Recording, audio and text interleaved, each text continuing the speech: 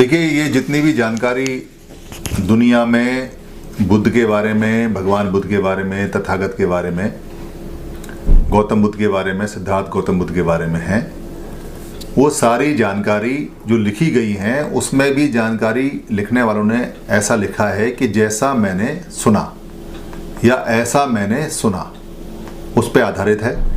और जितनी भी जानकारी है वो जो अशोक के शिलालेख हैं या जो धातु यानी कि जो अवशेष बुद्ध के मिले हैं उनके बारे में है, या जो जितनी भी शिलाएं हैं, जितने भी खंड हैं, जितने भी बुद्ध विहार हैं, या जो जानकारी श्रीलंका यहाँ से अशोक के द्वारा गई और फिर वो घूम के भारत आई उससे संबंधित है, या जो यात्रा वृत्तांत लिखे गए हैं और बताए गए हैं उनके बारे में है। जो इतिहासकारों की जितनी भी गोष्ठियाँ हुई हैं, जानकारों की, साइंटिस्टों की जितनी भी रिसर्च हुई हैं, उनके बारे में जो जानकारियाँ आती हैं, जो लिखी जाती हैं, उन्हीं जानकारियों पर आधारित है। थोड़ी थोड़ी कहीं मैंने अपनी प्रज्ञा, अपनी समझ इस्तेमाल की है, जो समय के हिसाब से ज़रूरी है। उसी को लेके हम बुद्ध की जानकारी, क्योंकि बुद्ध की जानकारी बहुत ज़्यादा है, तो सीरियल वाइज छोटे छोटे एपिसोड में करके हम देंगे। ये जानकारी सभी को अच्छी लगेगी, ऐसी हम उम्मीद के साथ बताना आरंभ करते हैं, शुरू करते हैं। लगभग ईसा मसीह के जन्म से पहले, क्योंकि ईसा मसीह का जो जन्म है उसको हम मानते हैं आज की डेट में 2018 साल हो गए हैं, क्योंकि कैलेंडर जो चलता है इंग्लिश कैलेंडर है, तो 563 ईसा से पहले, यानी कि ईसा के बर्थ से 563 साल पहले ऐसा माना जाता है कि सिद्धार्थ गौतम नाम के बच्चे का, जिस बच्चे का जन्म हुआ उसका नाम उनके पिता शुद्धोदन ने सिद्धार्थ गौतम रखा। सिद्धार्थ का मतलब है जो अपने अर्थ को सिद्ध कर दे, सफल करते, और गौतम उनका एक वंश का, कुल का लाइनेज है, वंश का नाम चलता है। और शुद्धोधन जो नाम है, शुद्धोधन का नाम है शुद्ध धन, दोधन यानी शुद्ध ओधन, यानी जो शुद्ध पका हुआ हो, बिल्कुल साफ हो, ऐसा करके उनका नाम है। उनका जो जन्म है वो वैशाख की पूर्णिमा को बताया जाता है। वैशाख की पूर्णिमा को उनका बर्थ हुआ, और कपिलवस्तु नाम की जगह, जिसको कपिलवस्तु हम पाली में बोलते हैं, जो आज नेपाल या उस समय का कहें तो नेपक्कपाल, यानी उस समय जो उस क्षेत्र का नाम था वो था नेपक्कपाल, आज है नेपाल।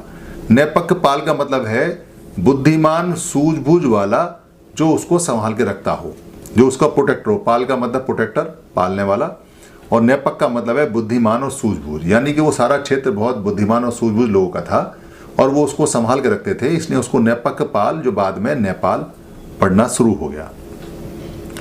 तो सिद्धार्थ गौतम जो वंश था, जो कुल था, उसको शाक्य बोला करते थे।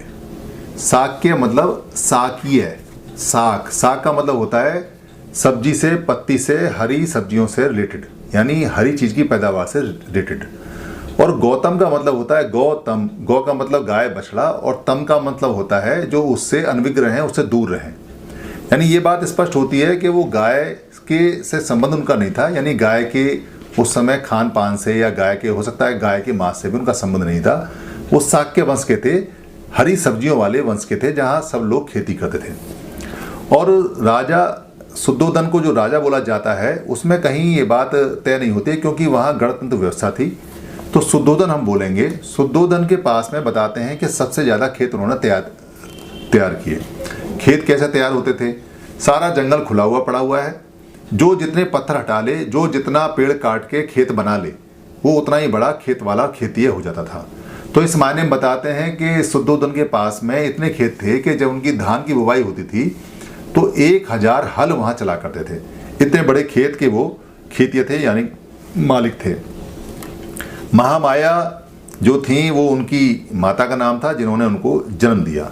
महामाने बड़ी हो गई और 7वें दिन उनकी मृत्यु हो गई थी जब सिद्धार्थ गौतम का बर्थ हुआ। और उनको पालने वाली उन्हीं की बहन थी, क्योंकि 2 बहनें, दोनों की शादी शुद्धोधन से हुई थी। तो दूसरी बहन का नाम महाप्रजापति गौतम था। महाप्रजापति मतलब महा माने बड़ा, प्रजापति माने जो प्रजा का पालन करती हो। गौतमी उनका लाइनेज है, नाम है उनका। और जब उनका बर्थ हुआ तो वहाँ पे एक काले जानकार आए, ज्ञानी आए, आसित। असित जो है शब्द, असित का मतलब पाली में होता है काला, ब्लैक। यानी असित ऋषि आए, ऋषि को इसी बोलते हैं पाली में। तो असित इसी आए, काले इसी आए, काली ज्ञानी आए और उन्होंने बच्चे की प्रारंभिक जांच की। जो बच्चे की जांच होती है, जैसे कहते हैं कि बच्चा बताएं कैसा है, तो उन्होंने जांच करने के बाद में उन्होंने बताया उस समय के परम ज्ञान के हिसाब से कि इस बच्चे में स्वस्थ के हिसाब से, सेहत के हिसाब से सारे के सारे 32 के 32 गुण हैं और 80 इसके शरीर के वो लक्षण हैं जो इसको ये बताते हैं कि ये बच्चा आगे जाके बड़ा मेधावी रहेगा, बहुत अच्छा रहेगा, जो भी काम करेगा उसके वो उच्चतम शिखर पे जाएगा और उस समय वो बुद्ध की डिग्री भी हो सकती है, बुद्ध की उपाधि भी हो सकती है, जो उच्चतम ज्ञान की नाम होता है, ऐसा उन्होंने बताया। 8 वर्ष की आयु से सिद्धार्थ गौतम को शिक्षाएं देनी शुरू कर दी। शिक्षाएं जो उस समय की थी, कागज तो था नहीं, अक्षर भी नहीं था, तो शिक्षाएं वर्बल होती थी। वर्बल जानकारी प्रकृति की, नेचर की, जानवरों की, खेत की, मौसम की और जो लोग होते थे उनकी संबंधों की, नातों की, जो वहाँ उस समय कपड़ा बनता है उसकी, ये सारी जानकारी आने वाले कुलों की, पीछे वाले कुलों की, ये चितुओं की, नेचर की। 8 साल के बाद से उनको वो जानकारी देनी शुरू की। जानकारी लेने में वो तेज थे, उनका क्योंकि शरीर बहुत स्वस्थ था और उनका मस्तिष्क, उनका जो दिमाग था वो बहुत अच्छा था, तो वो बहुत जल्दी उसको ग्रहण करते थे और वो किसी भी काम से नहीं घबराए, चाहे वो काम मेहनत का है, चाहे वो काम पढ़ने का है, लिखने का, सीखने का। वहाँ जो उत्सव होता था वप मंगल उत्सव, वप मंगल उत्सव पाली का ऐतिहासिक उत्सव है। जब धान की खेती का पहला दिन होता है तो सब लोग मिलके हल चलाते हैं, खेती करते हैं। वो खेत में जब धान बोते थे तो सबसे आगे सबसे ज़्यादा धान बोते थे और सबसे ज़्यादा बलिष्ठ भी थे। ऐसा वप उत्सव के समय का विवरण दिखाई देता है। उनके पास सबसे अधिक खेत भी थे और सिद्धार्थ का जो नाम है गौतम या शुद्धोधन थे, वो खेतीय थे, क्योंकि 6 वर्ड पाली में नहीं होता और उस समय कहीं युद्ध की कोई सेनाएं भी नहीं होती थी, इसलिए खेतीय ही थे। सारा का सारा परिवार, सारा कबीला खेतीय कबीले में आता था, खेतीय थे। सिद्धार्थ की एक खास बात थी कि उनकी जिज्ञासा बहुत थी और जिज्ञासा में वो अपने प्रश्न बहुत पूछते थे और इसके अलावा वो बहुत शांत चित्त भी थे और वो अपने शरीर का भी अभ्यास करते थे कि शरीर कैसे काम करता है। इसलिए वो पेड़ के नीचे जाके और कभी कभी ध्यान लगाते थे कि ये शरीर की जो हलचल होती हैं, मन मस्तिष्क की हलचल होती हैं, ये कैसी होती हैं। बचपन से उनके अंदर करुणा थी। ये जो कहानी बताई जाती है कि उन्होंने एक बार वो बाहर निकले, उन्होंने एक बूढ़ा आदमी देखा, बीमार आदमी देखा और एक मृत्यु पे जाता हुआ मृत्यु सैया पे आदमी देखा।